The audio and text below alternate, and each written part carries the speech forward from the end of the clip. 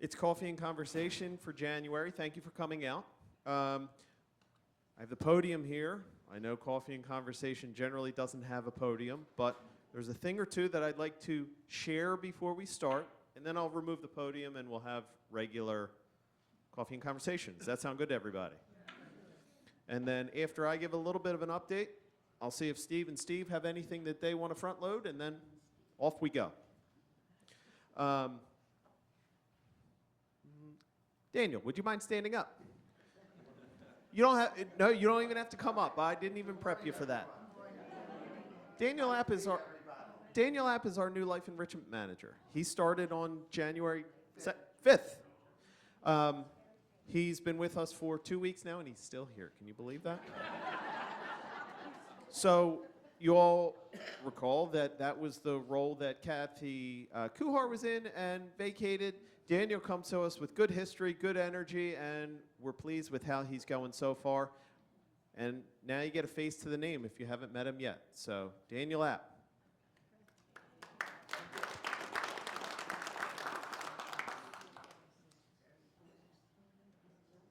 Pennies. Pennies. Anyone seen the news recently, a couple of weeks ago, a couple of months ago, that they're not making pennies anymore? So what does that mean for us? That means eventually we're going to phase out pennies as well. So we're going to round down or round up anytime we have cash or check used. More information is going to be shared out in flyer form. So I'm not going to go through all of the details because I won't get them fully right and you won't fully remember them. But we will share what that looks like. So it's only kind of a natural evolution as pennies go less and less in the monetary stream. It makes sense that we don't use them as much because we don't need them. So we're going to round up and round down, but more information to come, okay? It'd be like the $2 bill. Nobody uses that anymore. They didn't phase out $2. That's true. That's true. How about a half penny? They phased out the half penny. That's right. Lastly, and I'm not sharing this to dissuade anyone from raising their hand and talking about it, but I want to make sure that I address this as clearly as I can. It is January, mid-January, and I imagine folks who are not in Oak Tree or in Magnolia House or Aspen have received an electric bill related to heat. So, there's two different paths that I would like to just briefly touch on. One, and this goes for everybody, obviously. If you think that your heating system is not working to its full capacity, call maintenance. What we're going to do is we're going to send out a tech. If there's an easy fix or a quick fix, that's what we'll do. If not, we will work with our new HVAC team member, Tom Smith, or we will work with our partners, whether they're IT Landis, JK Mechanical, to understand what the issue is and fix it to the best of our ability, okay? Two, if you think your electric bill is too high this month, I agree. Mine is too. Everyone's is. It was a very cold December. That does not mean that there is not an underlying issue at your location that doesn't need to be addressed. That may be the case. Your bill might be high because there is something that we need to address and fix. It also may be the case that it was a cold month, it's the winter, and electric bills are higher for everyone everywhere. So the only way that we will be able to address that properly, in the same way that I just said, is by reaching out to us. If you say, my bill is too high, I didn't use that much electricity, what's going on here? We won't know that if you tell that to your neighbor or if you sit on it and just get frustrated. The only way we'll be able to help is calling us so that we can start the process of figuring out what the issue is or isn't, okay? That's all I wanted to start with. Okay, yeah. Thank you, Mike. Great to see everyone again. I think the last day I was up here at Frederick was the Christmas drop-in party, where there was food all up and down the hallways, and it was just a fantastic evening. So I hope you had a holiday season that was just as good. I will say, Mike, I got my electric bill at home, and it was $180 more than our December bill last year. So, and we had less people living in our house. So I'm not sure, that's just our reality right now, I think. These cold temperatures are gonna continue a little while longer, and then hopefully we'll get a break at some time soon. But just to say Happy New Year. It's good to be back with you again, and look forward to the conversation here. Steve, any updates?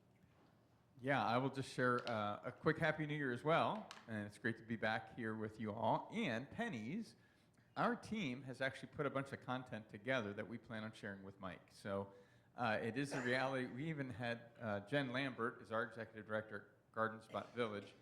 She even had a little history to it of when the half penny was discontinued and when the first pennies were minted in Philadelphia in 1793, I think it was, something like that. You're looking at me like I know. Yeah, like you know. And then actually, November 12th of 2025 is when the last penny was minted, also at Philadelphia. So we'll get that stuff to Mike, though, and we even have a whole set of FAQs. We had our team working on that, and very much to Mike's point, this is a retail reality around the whole country now. There are, as we understand it, there's still plenty of pennies to go around right now, but because no more are being minted and so many go out of circulation, it's very strange. So many pennies go out of circulation every year because I think they end up in our junk drawers or something. I don't know where all the pennies go. But it will kind of very quickly start to devolve into the need for this rounding. So it's just retail settings. Stay tuned, more to come. And we're not instituting that like tomorrow or anything. There'll be plenty of notice for everybody. We want to get that information to Mike so he and the team here can process that a little bit, and then we'll start to communicate that out and pick a date in the future. One other thing before I forget, fun item. The Frederick Olympics, the Winter Olympics, they're coming up. If you want to participate, you can speak with Fran at the front desk. You can speak with Fran in the body shop. So if you haven't signed up yet and you want to join, Fran or Fran are your person to reach out to. Now, if you reach out to Fran Blake in maintenance, he won't know what you're talking about. So don't do Fran Blake, the other two Frans.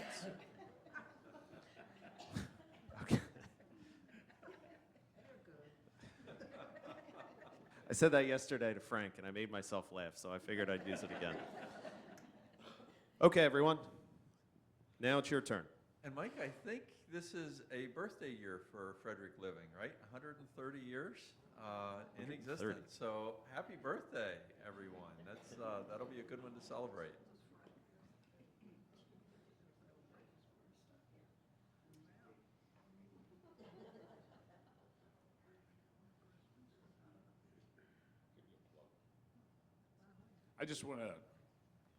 I want to repeat something that Mike said. We had a high bill last year, and we got a new furnace. It's about a year old. Bill was really high. We notified at the end of last week, beginning of this week, people were here and found out it had a leak. That's why it was so high as it is. It's been repaired. Now we're keeping a close eye on it, but give Mike a call. We get quick service if you give him a call. Thank you, Jim. Technically give maintenance a call, but you can always call me, and I will share that information with maintenance. Well, and I will say so many times, folks, I don't want to bother anybody. They're busy. I don't want to interrupt what they're doing, that kind of thing. But if we can help to find a solution, that's what we're here for. Thank you. I echo that. Yes, absolutely. That is the reason that we're here, is to help you out. So don't feel like you're burdensome or you shouldn't raise your hand if you need to.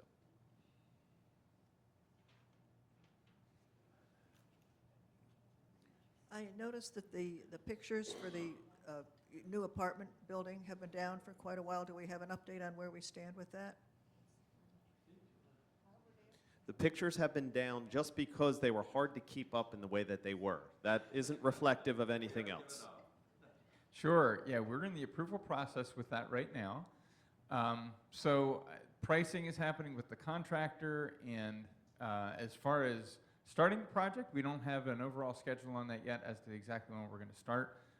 We're working with a project manager for the whole project overall, which has been very good for us because it keeps us close to the details, keeps Mike informed on what's happening with it. So once we have that, have a clearer view on that, we would like to get some more, almost like renderings, pictures for the project, so that we'll start to have some more ideas of that. Stay tuned for that. That might be by summer, something like that, that we can then, start to post some of that and publish it. The wellness project is the part that's pending and coming up more quickly for us. And there again, we're finishing the pricing on that. We actually have some equipment that we're looking at the ordering on that and things. But the hope is that we can start that wellness renovation by spring.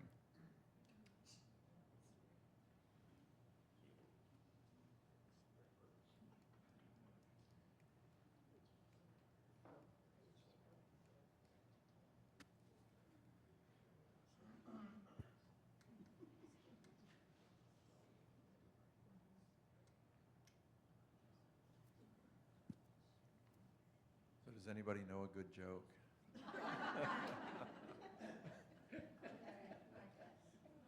Don't forget to speak in. I would like to know why my kitchen sink does not drain properly, and it has all kinds of goop that come in. I'd like to know why that is there and when it will be fixed. So that is a question related to oak tree pipes and plumbing. And I can provide a portion of the answer. And Al, I'm going to pass the mic to you, wherever you are. Where are you? For some other parts of the answer. So as we, I believe, have discussed here previously, if we haven't, here you go. We have received a couple of concerns recently over the past few months, and then previously a couple of years before that, related to some clogging issues and some issues where some stuff backflows into sinks in Oak Tree. What we are doing to resolve this matter is we have a plumbing contractor that we are working with that is going through all of the main lines in the building. So we have horizontal lines and we have vertical lines for plumbing. And what they're doing is they are going through each of them and clearing out anything that could be blocking or that is in the way of a regular flow. It takes a little bit longer than we would like, but they are working through that process. And when they're finished, what we will have are cleared out lines and a scope, a camera through there so that we can understand if anything needs to be lined in those pipes or if certain pipes need replacing. So we're going through that process now of the cleaning out. Unfortunately, like I said, it's a little slower than I would like, but we're working through it, and the idea is that that would not occur once the horizontal and the vertical are cleaned. Al, am I missing anything here?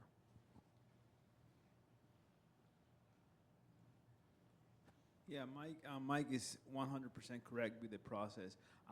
They started this week, the process Monday, doing the horizontal lines in the basement of Oak Tree. They found some clogs. So every time that they find something, they have to clear it out of the way. Then they send the camera down, look at it again, and they work another section. Louder. Let me say it again. So Mike is 100% correct with the process on how to clean the pipes. They started Monday, this past Monday, with the process. They found a few blockages, small blockages that will back up the water, so those got taken care of. Anytime that they find a blockage, they send a camera to make sure that everything got cleared out. They were supposed to be here for a few more days this week. Now it's a company that has other buildings, and our building, even though we might think it's an emergency, it's not like 100% emergency. They have another building in Pepperidge Farm factory, I guess they told me. I just talked to them right before the building that had a water main leak breakage. So all their staff was there for the rest of the week. But they are coming back Monday, and hopefully there's no more emergencies, that they could keep the crew here for the week, going through the whole process. So they'll clean all the horizontal lines first, and then they'll go vertical. So they might have to go into some apartments to send the equipment down to clean the lines. And then once they do all that cleaning up, then we'll know exactly what the condition of the pipe is, and that will be the next step. If it's just clogs and got cleaned out, great.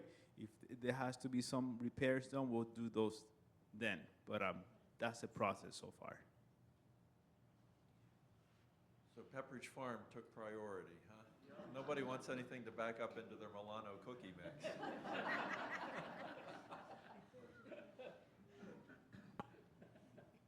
I just wanted to know if there was any correlation found, or as you go through this with the heat, if you find any correlation between increased heating costs with the cost of the heaters you put in the garages for those of us who have the heat systems for the smoke retardant, because mine went up, and I know my garage is always cold. That thing has been running for over 2 months, because my garage has been lower than 45 for a long, long time. So as you do that, would you kind of look at that too?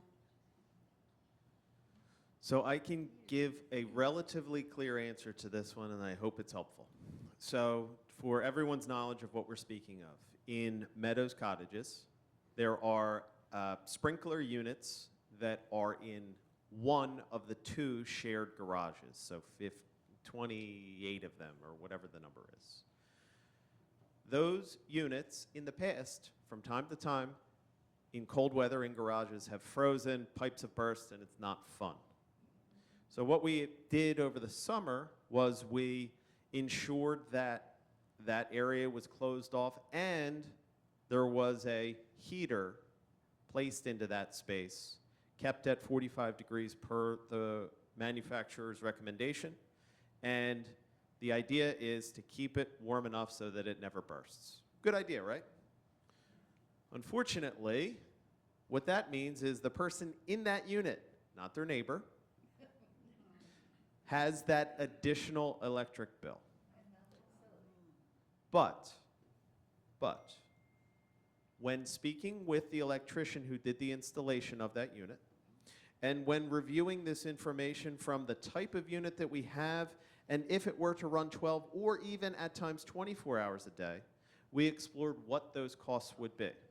Our expectation is that if that unit runs 12 hours a day, over the course of a winter, your electric bill will be approximately $6 higher for 3 months. Not $6 per month, not $6 per day, not $6 per week. Less than $10 is the expectation that your bill would be affected. Have we decided how to maneuver that between you and your neighbor? No, we have not. My suggestion is that they buy you a slice of pizza and call it even. But based on the amount of electricity used, that was the expectation provided, even if it runs a lot. Well, that's good news, because when we first talked about it, that's good news, because when we first talked about it way back in the summer, no one knew what that would cost and do. So that's really good to know. Just double checking with Al, making sure I'm correct, but.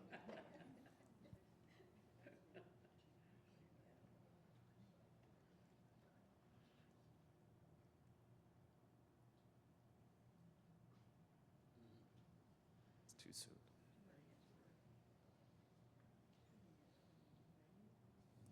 Joanne, Lou is not here. Do you have anything that you would like to share? Are you sure?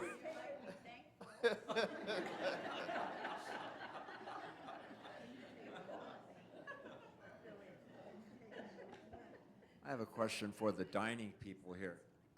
I think the last time we met, you said you're working on a new menu, updated menu. How close are we to setting that up? Thank you. Okay, so big news, right? So February 8th is when the new menus are going to start. So for 5 weeks, you'll see new menu items. And as I said before at Town Hall, I don't know who all was there, the happy or nots are key to this. So as you see things you like, let us know. If something's not working, let us know. Because if we're not making you happy, then we didn't do the menus the right way. So please make sure you let us know. But February 8th, which is what? It's a Sunday, yeah. Couple weeks. Super Bowl Sunday. Is that what it is? Oh, all right. Lou, what time do the Giants play that day?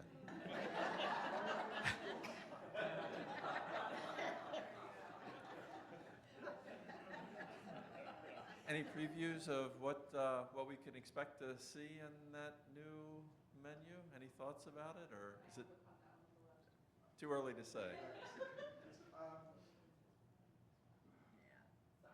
The changes are scattered throughout the 5 weeks, so it's hard for me to remember what items we took off and what items we replaced them with, but there's changes throughout the 5 weeks. There's probably close to maybe 30 edits that were made to the menus.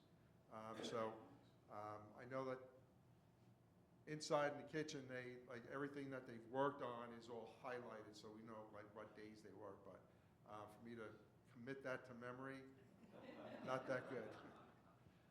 And I would echo what Christina said related to happy or nots, both bad and good, because that's helpful. It's newer menu, and if you really like something, then share, let us know so that we can keep that on the menu and as we move forward.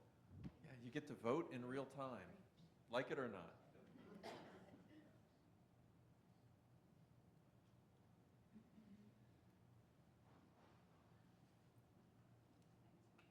I did want to say that, and I believe all of us have realized it, the menus have, the food has improved. We see you trying, we see changes, and we appreciate it. You're hearing us. That's great, thank you. The comment, if you didn't hear it, was that the food has improved and the team has been responsive to the comments and suggestions and are working really hard. And you're right, there's a whole lot going on behind the scenes. It's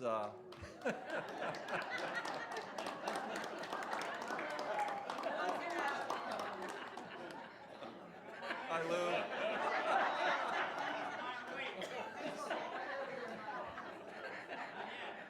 He's late because he was working on that list, I see. For sports fans, that was a Willis Reed entrance right there. That's what that was. So, but it's kind of like a duck swimming on the water. On the surface, it looks like they're just sort of gliding along, but underneath the water, those feet are just paddling like mad. So that has been the dining team on the last few weeks, to just paddle like mad as they work through that. I'd also like to, on the dining, 1 second, Lou. I will be right there, I promise. On the I'll tell you, the guy shows up late and wants to take over the meeting. Huh? On that dining topic, and thank you for the compliment, we appreciate it, and I do agree. Just to kind of peek at the inner workings a little bit, and just for a broader perspective. Everyone in this room here, had a meeting on Tuesday or Wednesday with Sodexo. It's an annual meeting that they have hosted over the years with Garden Spot. They call it their expectations meeting. So just to give you like kind of a roadmap of where we're going, or at least a vision of where we're going. What we aim to do in the next 3 months and in the next year is continue to strengthen our team, strengthen our consistency, improve menu variety, etc. Things that you have seen and shared with us that you like. What we'd also like to do this year, next year, the year after, is take a peek at some of the operations at Garden Spot. If anyone has ever eaten there, you know that they have some interesting meals, they have good variety, and they have some ways of looking at dining that we can incorporate here. So we can see the path ahead in different ways that could work for Frederick, and that is kind of how we hope to operate. Yes, strengthen and improve for you, for today, for tomorrow, for next week, but also pull some things aside that has already been done, has already been tried, has already worked at a setting like Garden Spot and incorporate here. So more to come on that, but wanted to give you a heads up. Lou, would you have a question? I'll start with dining. I always sign my name and everything. Lou came to me one day because I had a really bad experience with having the chicken. Usually the chicken breast is excellent. Well, it wasn't.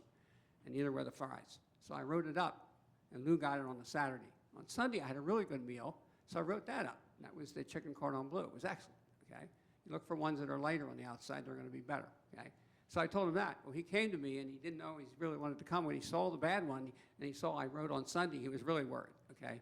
But he didn't want. One thing I want to say about dining before I make this comment is that the most important thing we need to do is for people that can't eat fancy meals and that they just want to have a nice meal in the dining area on a Friday and not have a piece of chicken loaded with crab meat or everything else.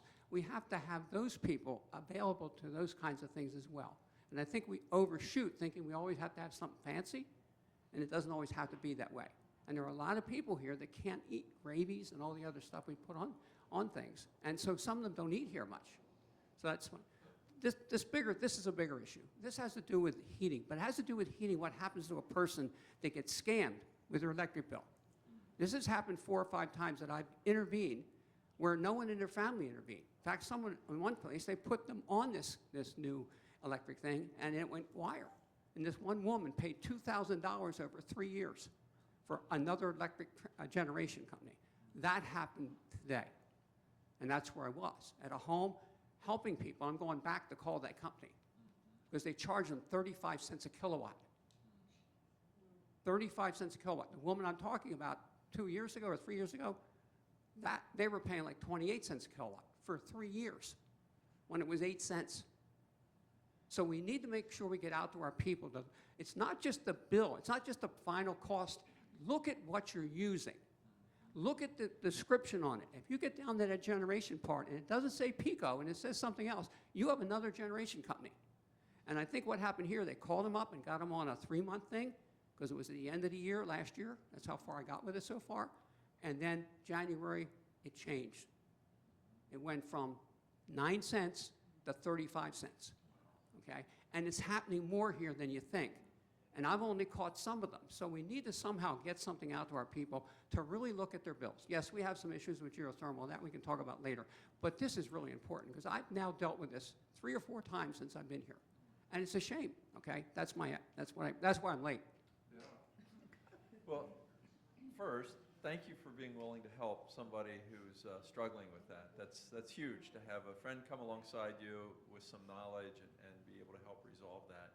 And you're absolutely right. That is an issue with the way the electric bills are structured now, where there's, it was well-intentioned that you can sign up and you can select, your provider, but you have some groups out there that'll lead in with a low price on a short-term, thing, and then it just rolls over into a long-term arrangement with a much higher bill. So that is always worth looking at. Know when your current agreement ends and be shopping for the best electric source in the future. That's huge. So thank you.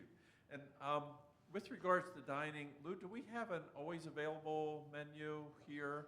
So those things like a plain chicken breast and those kind of things should always be available. So if you don't see something that is on the menu that strikes you, or if you want something simpler, those simpler items should always be available. I was talking about dining on Friday night. Dining on Friday night. You're talking about in fireside-specific dining. Fireside Pacific, they have some normal things on there. Yeah. Yeah, that's menu conversation that we can And they've been look into. willing to do that, by the way. Mm-hmm. But I don't know if they should have to do it. It feels kind of odd when someone has to ask for something different. Yeah, okay. And we should always be able to have those items available in the fireside as well. Okay.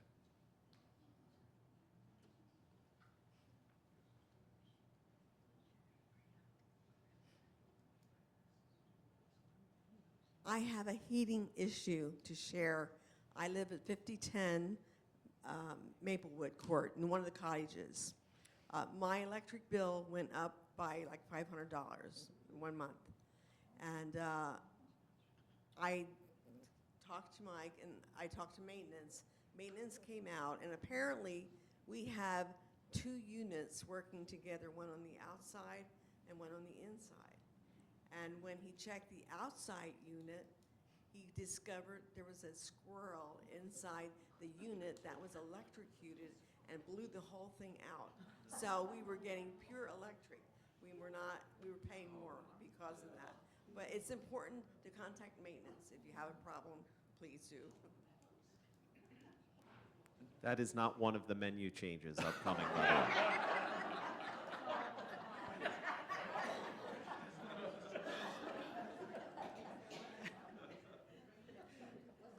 Back to the dining situation. Larry and I are on the dining committee, and once in a while we'll have someone say something to us, because we always sit at the same table. Everybody knows where we sit in the dining hall. But a lot of people, I don't think, realize they can bring stuff to the dining committee members, and they don't realize that we'll take it back. So could there be, and they don't know who's on the committee, so they can't tell who to talk to. Would there be some way to post somewhere who's on the committee and to tell people to talk to us too if it's on the app? Okay. So, well, evidently then maybe people aren't looking at the app.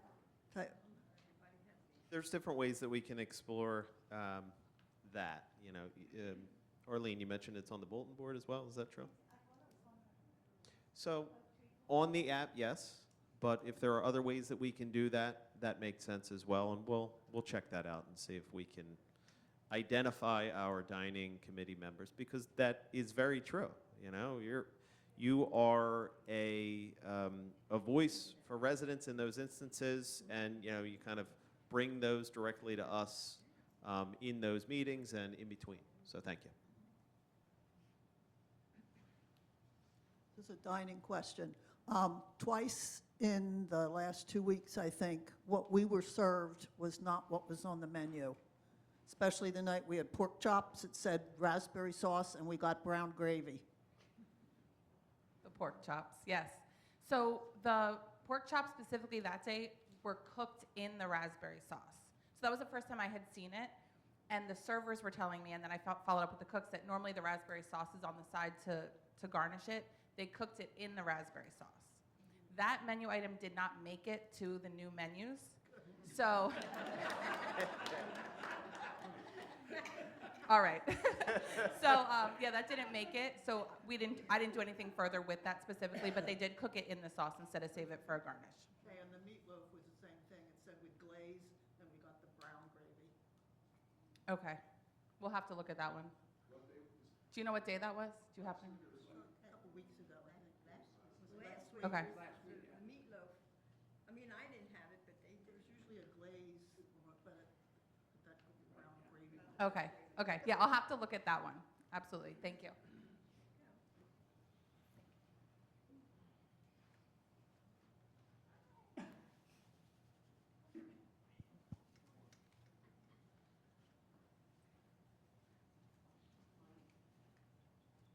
Yes.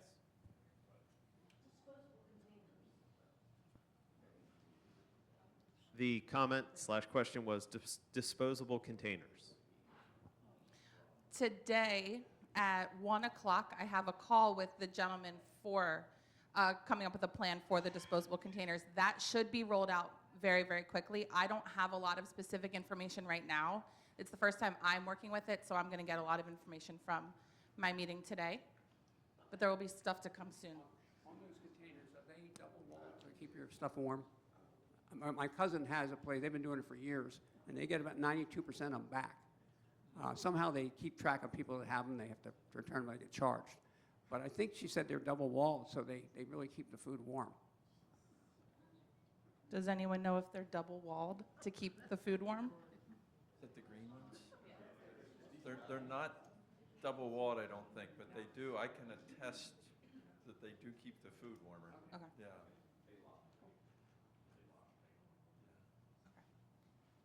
getting them back is always the most important part and the biggest challenge. Because the upfront cost is significantly more for the community to purchase those, and if we can recycle those and keep using them, they just work great. It saves us tons of money over the course of time. You get a hotter meal. They work really, really well.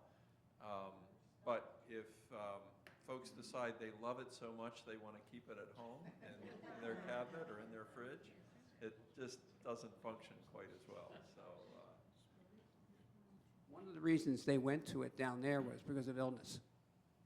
No one brings anything to put their stuff in. It has to be theirs. Yeah. And it was because of illness and health. Yeah, that's why they went. They did it right after COVID.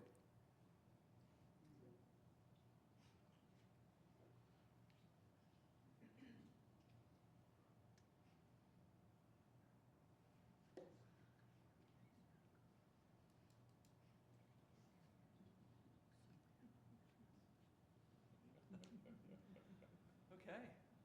Well, thank you. We appreciate your time and got off to a little bit of a slow start, but we were able to fill about 40 minutes. So that's a good conversation, and we just appreciate it so much. These kind of conversations just help us continue to improve, and it helps with communication and awareness and so forth. So thank you all. Appreciate your taking some time out on a really cold January day to join us here. Have a great rest of the day. Thanks, everyone.